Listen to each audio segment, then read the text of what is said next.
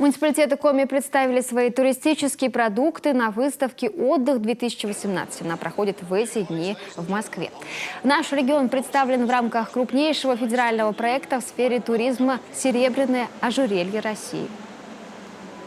Поручения главы Республики Коми вопросы развития туризма являются приоритетными в государственной социально-экономической политике, как такой нераскрытый потенциал региона. Поэтому участие в выставке очень важно, потому как Республика Коми выставляет якорный проект в сфере туризма, это федеральный проект «Серебряное ожерелье России».